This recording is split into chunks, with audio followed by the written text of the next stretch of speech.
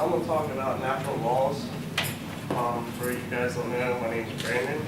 I worked for Tanglewood for 2 years. I run the glass and the paint shop. And I'm here to help you understand the way you can change your business, the way you do business with your clients, vendors, co-workers. There's hundreds of natural laws that you can use with your everyday life, and it also helps you teach and create better partnerships with people around you. So, does anyone know what a natural law is? Al? Yeah, I know lots of natural laws. Can you give me some? Oh, there's cluster principle, roller coaster principle, warm belly rub principle, many natural laws.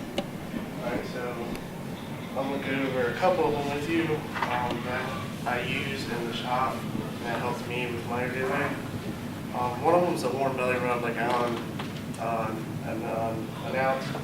The warm belly rub states that a great student and teacher, by being a good student and a good teacher, you can pick up the small things like I did at Webb, where she was talking about the sanctuary, using her conservatory for a good atmosphere. So an example for that would be when they sent me out to a job in Ohio.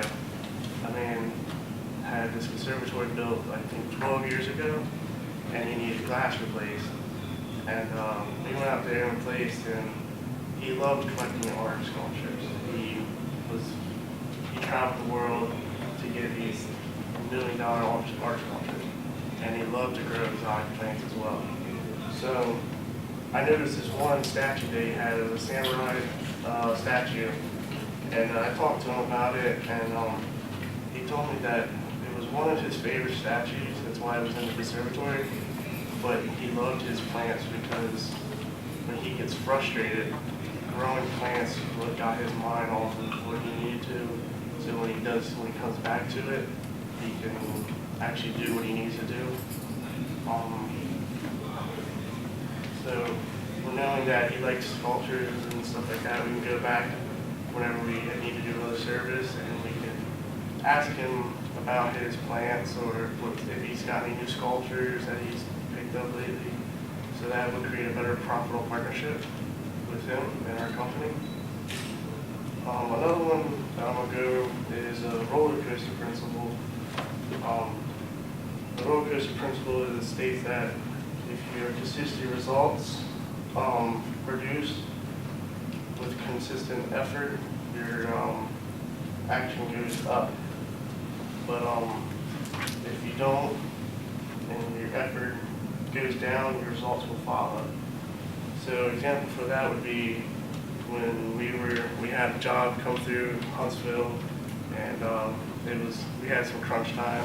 We had overtime, work weekends to get out what we needed, and our results kept going up.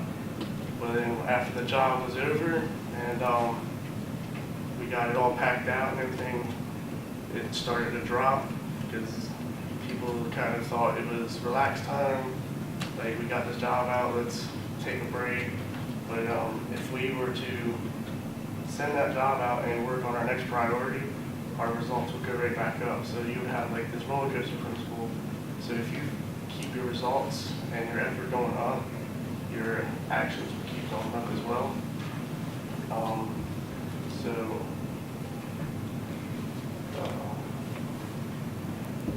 That's pretty much it for that one. And then the last one I'm going to go over you with is the golfer principle. So I worked in the glass shop and the paint shop, but sometimes I had to go up and get work orders and glass drawings from either Jen or Carly.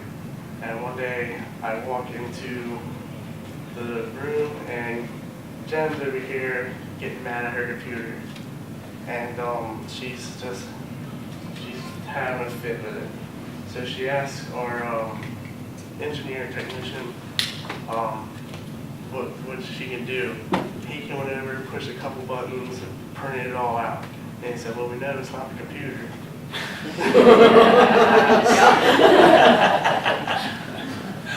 So if you can't concept anything that the person who can help you with to be successful, to be successful, you can make a partnership to better yourself, and knowing that if you get frustrated with something, go ask somebody that may know and see if they can help you with it, because it's not always what you're working on, like the computer. It's not the computer.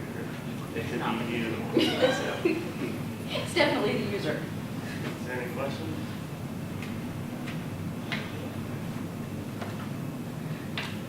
Oh, Mark had a question. So, how do you know if it's, the computer or the user? How do we know when it's our issue versus other issues, or what if there's multiple issues, like it's partly me, partly something? Like, how do you know? That's a good question. I think Jen could probably answer that. Probably for me, like realizing, and this was with Dwayne on a regular basis, that I scream at that computer like it's just doing everything wrong, but it's definitely my use that's causing it. So that one's easy to see. Sometimes it's not as easy to see, and you need someone else to point it out to you. Like you might be doing something that you've been doing forever, and we learned in one of our jobs, Brandon's been in the glass shop for not very long in comparative to other people that have worked in the company. And we have someone who's been doing this for 15 years, and they're not noticing that something that could be done a little bit differently could be better. But Brandon comes in with a new set of eyes and can show us that it can be better. So sometimes you need someone else to help you figure out what your weaknesses are. So, like, how do, let's say, younger, more inexperienced individuals, how do they maybe approach people that have a lot more experience and not be discounted because of their age or their experience? So how do they approach it, and then how do individuals that are older maybe, how do individuals that have more experience that are older have a humility to understand that maybe we don't know everything even though we've been doing something for a long time? How do we do that? Well, I would say with the older guys that we work with, a lot of them have done stuff from the past. They knew what we've done so long, and after 5, maybe 10 years, things have always changed or always progressing.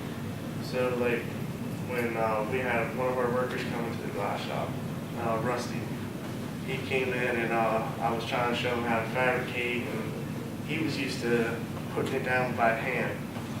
And we have a shuttle gun that we run the super spacer with. It's the seal that we use that's between the glass. And he was just shocked by the gun that we were using. He was like, that's so much quicker. He said, you ain't gotta worry about lining everything up. And so with knowing all of that, he kind of listened to the ideas, and he wanted to progress more, to know what more he could do to learn how to run that spacer. But sometimes it's kind of difficult because you got the older people that know what they're doing and they don't want to take ideas. So, I mean, Jen could probably help me with this because she works a lot with the installers.